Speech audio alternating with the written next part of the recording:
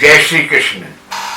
TTI TV today India इस channel के कार्यक्रम में प्राय देखता रहा हूँ और प्रभावित हुआ हूँ इस दृष्टि से कि कोई घटना होती है तो बहुत ही शीघ्र उसका कवरेज TTI पर मिल जाता है।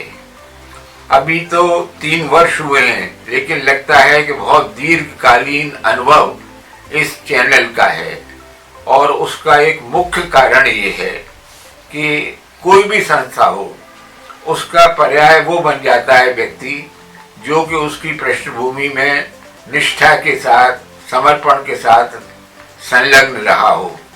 यही स्थिति TTI के जो संरक्षक हैं, संचालक हैं, वो श्री योगेश खत्री की है।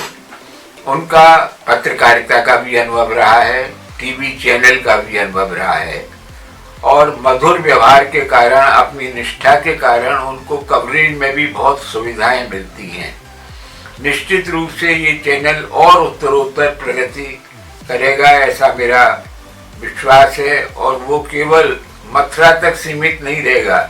जैसे एक पक्षी है, जब आकाश की ओर उड़ता है तो पहले थोड़ी ऊंचाइयों पर, फिर बाद में आकाश की जो और ऊंचाइयों से ऊंचाई है वहां पहुंच जाता है। यही स्थिति मेरा विश्वास है कि TTI की होगी। मैं विश्वास करता हूं कि 3 वर्षों की अवधि को लांघता हुआ TTI और उत्तरोत्तर प्रगति की ओर बढ़ता रहेगा। मेरी कोटि कोटि शुभकामनाएं। जय श्री कृष्ण।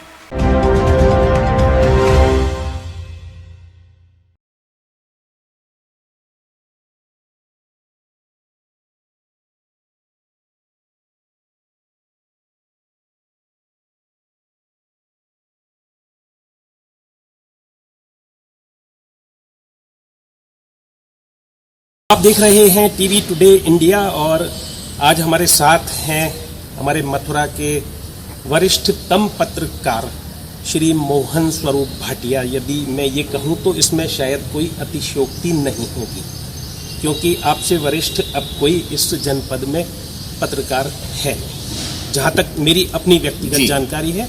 और हाल ही में आप नवाजे गए हैं केंद्र सरकार द्वारा पद्मश्री सम्मान से। तो सबसे पहले तो आपको टीवी टुडे इंडिया की ओर से बहुत बहुत बधाई पद्मश्री सम्मान की, जो बहुत समय पहले आपको मिल जाना चाहिए था। एक लंबे अरसे बाद, उम्र के अंतिम पड़ाव में यदि हम कहें तो शायद यह भी गलत नहीं। बहुत बहुत धन्यवाद आपका जी।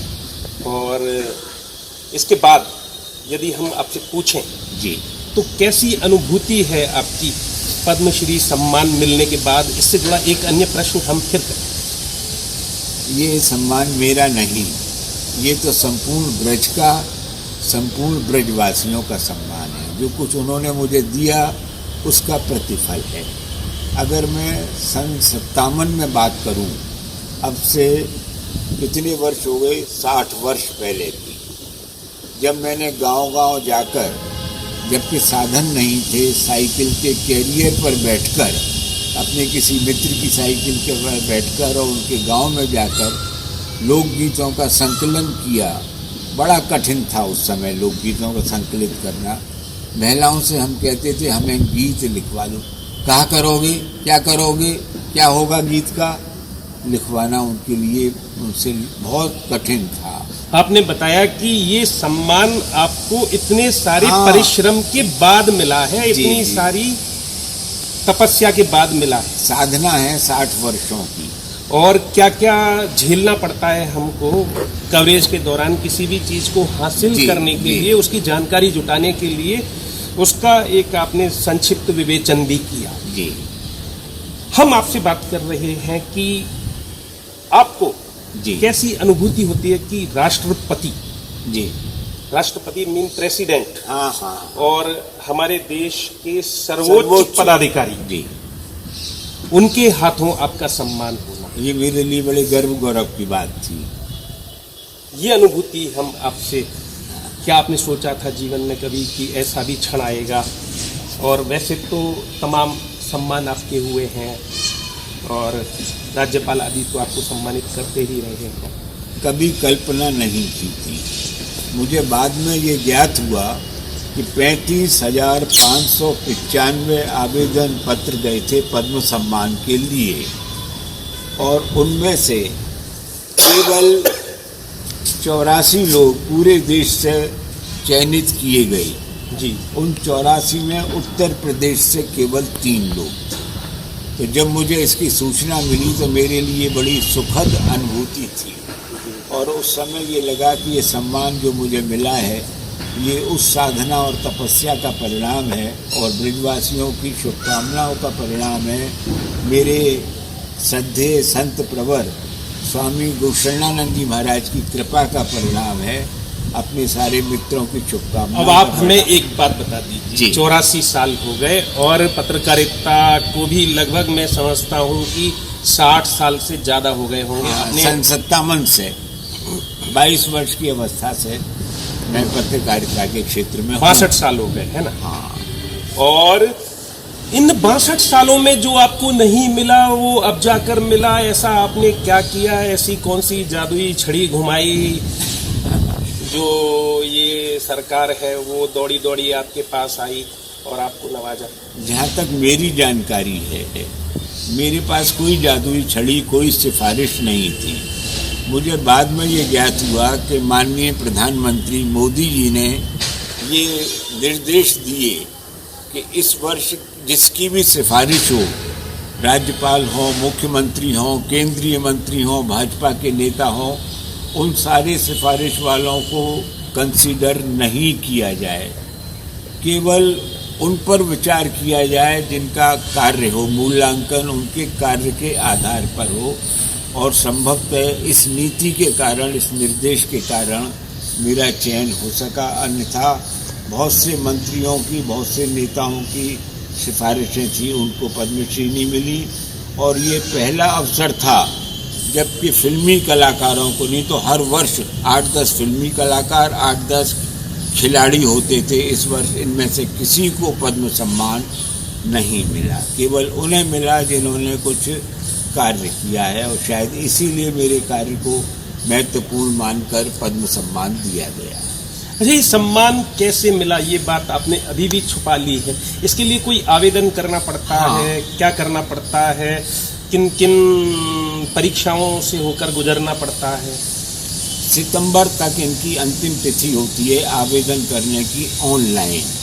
ऑनलाइन में कुछ प्रश्न किए जाते हैं कि आपका नाम, पिताश्री का नाम, जन्म तिथि और जो उनके कॉलम हैं उसको आप भर दीजिए ऑनलाइन। इसके बाद कुछ नहीं करना, आपको कुछ नहीं करना। फिर वो देखते हैं कि जो आपने भरा है, हाँ, और जो आपने करा है, हाँ, वो कितना ग्राह्य है, जी, कितना स्वीकार्य है और कितनी उसकी महत्ता है समाज के लिए। कोई उसकी समिति बनती होगी जो इसको परत दर परत इसको मैं देखती होगी कि। और इस सम्मान के बाद अभी किसी अन्य सम्मान की भी आकांक्षा है?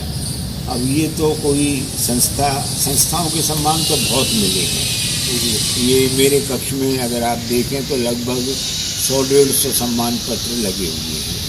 अब कोई और संस्था मेरे कार्य का मूल्यांकन करे, सम्मान के योग्य हो दे तो उसका स्वागत है, मेरा सौभाग्य है, मेरे पूरे जन्म का कोई पुण्य है, और क्या है। आखिर में आपसे हम जानना चाहेंगे कि आपने एक लंबा समय पत्रकारिता में व्यतीत किया है और अब भी सतत साधना में आप निरंतर लगाए हुए हैं खुद को, आज भी अलख पत्रकारिता की जगाए हुए हैं, और पत्रकारिता के साथ साथ आप साहित्यकार भी हैं और आपकी पुस्तकें भी तमाम प्रकाशित हैं, आपके ऊपर ग्रंथ भी निकला हुआ है, अभिनंदन ग्रंथ लगभग 1800 पृष्ठों का देश का सबसे बड़ा अभिनंदन ग्रंथ है। सारांश के रूप में जी, कि क्या कुछ आपने अब तक देखा है और क्या कुछ आपकी इच्छा है जो पत्रकारिता की नई पौध है या जो कि समाज है उसको आप किस रूप में देखना चाहते हैं?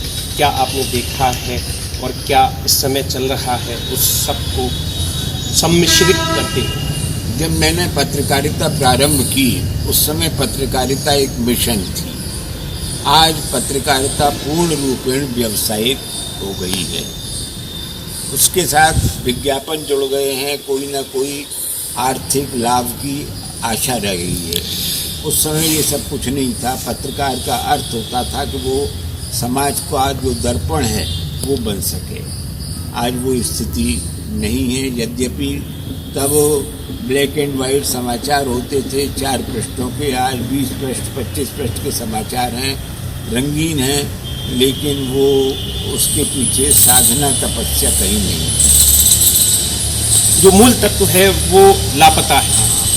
बहुत कुछ है लेकिन वो नहीं है जो होना चाहिए। और समाज से ऐसे में क्या कहना चाहेंगे कि वे अपनी चक्षुओं को खुला रखें और ये देखें कि जो उनको परोसा जा रहा है वो कितना सत्य है और कितना सटीक है, कितना निष्पक्ष है।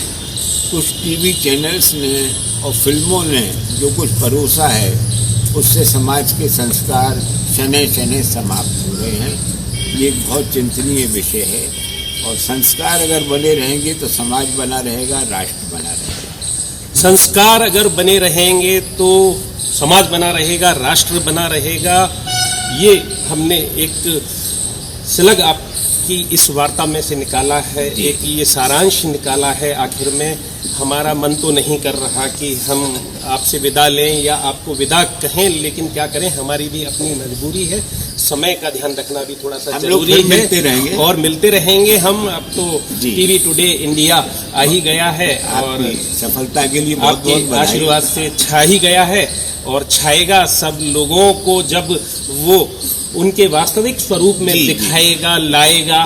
सारी समस्याओं को कहते थे यहाँ पर थोड़ा सा कि जब आज़ादी की लड़ाई लड़ी गई तो छोटे छोटे रिसाले, छोटे छोटे समाचार पत्र आज़ादी की लड़ाई का हिस्सा हो गए थे। बड़ा हिस्सा। आज हम जीवन की सच्चाइयों का हिस्सा नहीं। ये कहते हैं कि अखबार वाले क्या हैं कि इन्हें चाहिए बस मसाला मसाला, किसने किसको कहाँ मार डाला ये न दिखता किसी को कि किसके पेट में नहीं पड़ा निवाला। गणेश शंकर विद्यार्थी और बाबूराव विष्णु पराड़कर उसके पत्रकारिता के जो जनक थे, उसका एक अंश आज नहीं है। जो बात आप कह रहे हैं ना, वो स्थिति। तो हम प्रयास करेंगे कि जन जन की आवाज बने हम, और जो कुछ जैसा है उसको उसी रूप में हम आप तक रखें। बहुत बहुत धन्यवाद आपका, इतनी बातचीत आपने हमसे की, इतना वक्त हमें दिया। इस जय श्री कृष्ण। जय Shri Krishna.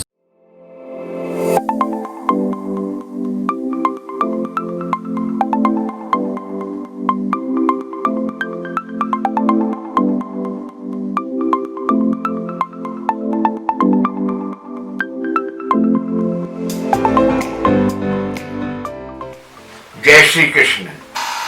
TTI TV today India इस चैनल के कार्यक्रम में प्राय देखता रहा हूँ और प्रभावित हुआ हूँ, इस दृष्टि से कि कोई घटना होती है तो बहुत ही शीघ्र उसका कवरेज TTI पर मिल जाता है।